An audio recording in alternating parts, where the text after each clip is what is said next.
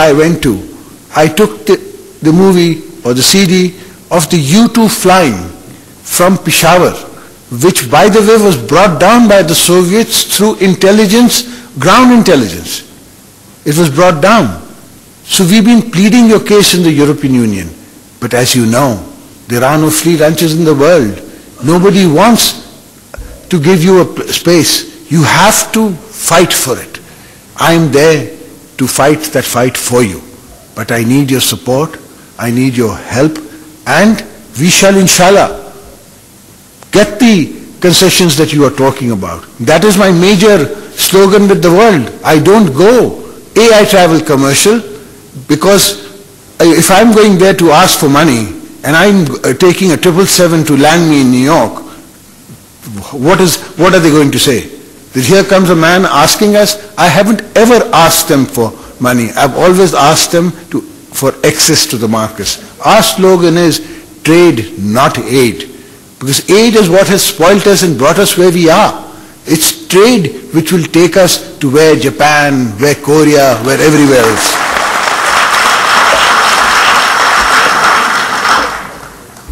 But my young entrepreneurs, remember, it's a hard task. It's a difficult road, but nothing is important. You are as large as the challenges. If the challenge is the K2, then you are as big as K2. If the challenge is the Himalayas, you are as big as the Himalayas, because that is why you are. That is the belief you have to have in yourself.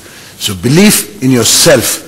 I can predict today that coming 5 years, China is going to get out of this growing cotton. They are going to go into tomorrow's fabric. They are going to go into third generation fabric. You have a huge possibility.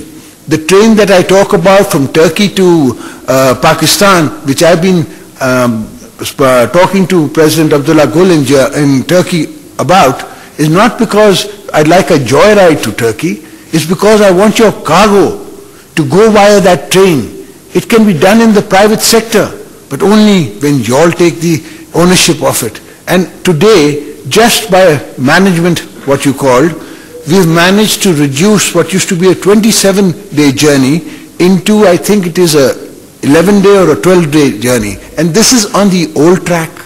This is on the train system that we had, which is yesterday's train system.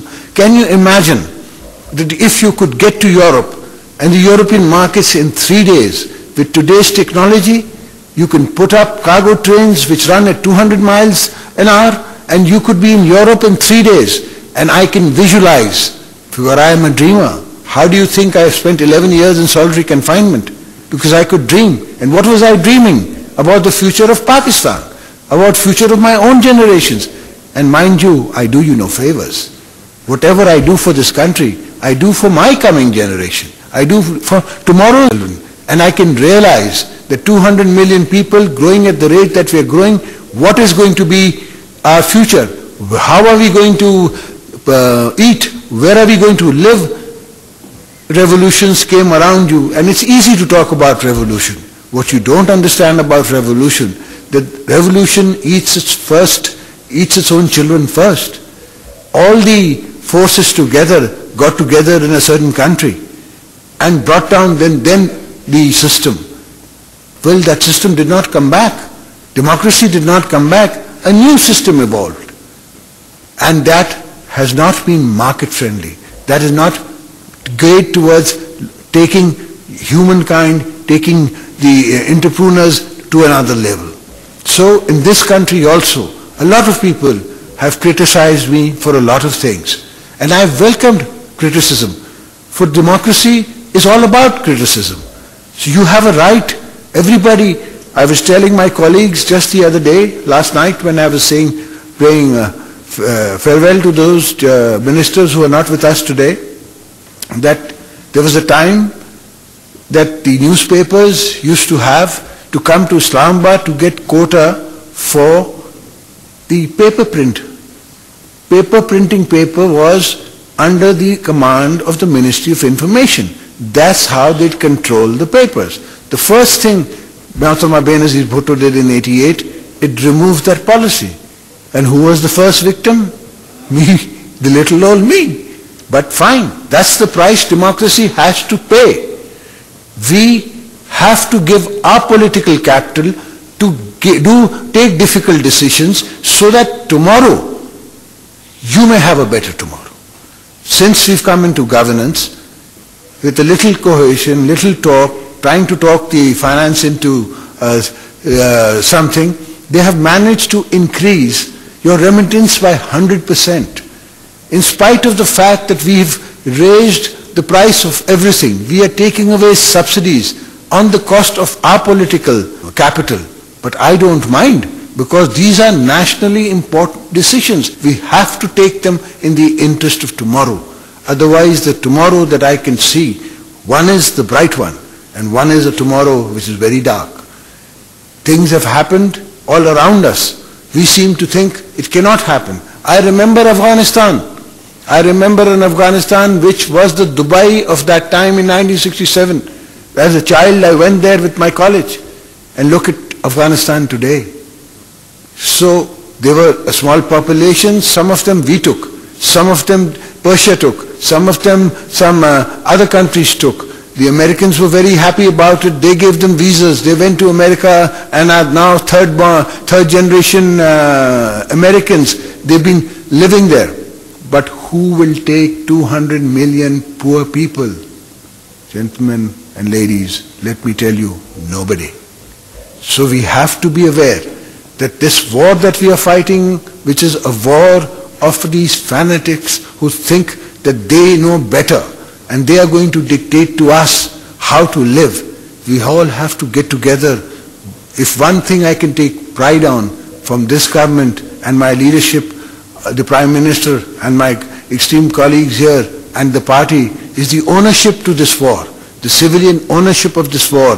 That is why my lieutenant today, my captain today, my colonel today, my brigadier today can fight with pride and stand there.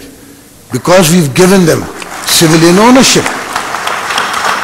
And for the first time, we are on the same page. I was once told or teased or bullied, or let's say they picked on me in America by a general, and I won't take his name. He said, your army doesn't know how to fight. This is the time when, we had the mountains, the Taliban were behind the so-called Margala mountains. I said, General, remember, when my boys fight, the casualty of officer and the Jawan is going to be the same. Sure enough, the war started where there was the flags of all sorts of tans flying. Now flies the flag of Pakistan, and in that war my officers fought, and the average is more than the Jawans we lost. This is the valor which you have. So understand that we are a nation and we have it among us. When 2 million people were homeless in their own homeland, never before in the history of nations have neighbors taken in neighbors, have people taken possession of their own kin and kith, considering them their host families. If the host families had not been there, we would not have been able to look after this 2.5 million people. People were criticizing the fact that once a population migrates, it never goes back. But we made a formula, and the formula worked. Today, the people are back. Yes, I have not got international support enough to rebuild Swat like we would like to build, to rebuild Waziristan like we want to build. But what we have done, we have given the policies. We have given a political commitment that we will make FATA part of the settled areas. One of the areas called Kala Dhaka, now in Pashto it's called the Black Mountain, has become a district. Slowly and gradually we are doing that. We are giving in the buy-in to all the provinces. See, democracy is the first step. That is the foundation on which you will build your future empires. If there is no democracy, and whenever, any time democracy has won, it has always been our victory, whether it was a cause of the judges or say it is the cause of PIA today and the people are agitating. We gave them that right. We gave them that union. We gave them that democratic spirit to stand for whatever they believe in. We do not mind that. This is the experiments in democracy, and we will evolve like that. That is how we will evolve. Then I have given ownership in all the Pakistani held or state held companies to the labor. Why do we always talk about the farm community or farmers as such? In all our industries, as you all know, there is 20% which goes to the laborers. Nowhere, in no business, do you split 50-50. If I was to start modern farming in on my farm, bring in the machinery will cost me what my farmer is costing me. So therefore I do not have those large holdings. Pakistan, 96% of the population holds 24 acres or below. Those huge land holdings we do not have. But the farmer today is happy because of your policy, sir. I must accept that you came to me, you reminded me, you told me, sir, help us. And I am there to serve, no matter what. Even as the President of Pakistan, I happen to be your servant. It is a public office.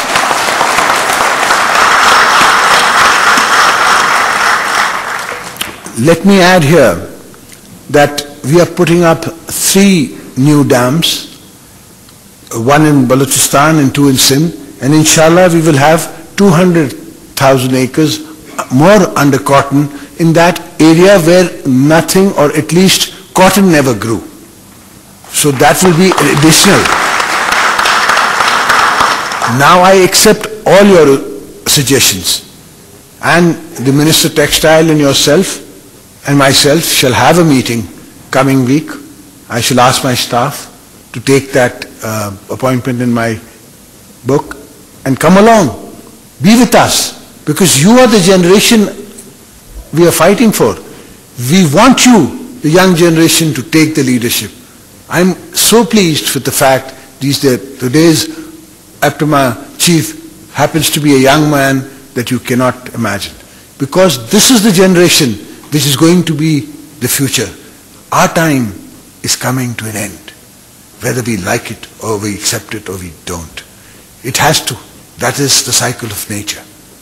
We are here today, we are gone tomorrow. It is you who has to take the leadership of tomorrow. And in your leadership, young gentlemen, is what we believe in. It is the youth of tomorrow which I work for. It is tomorrow's Pakistan that I'm fighting for. It is tomorrow's Pakistan that we all have to struggle for. Find a better, safer Pakistan for the coming generation. Thank you, ladies and gentlemen, for allowing me to be here. Pakistan, Paindabad. जी नाज़रीन, आपने APTMA के सालाना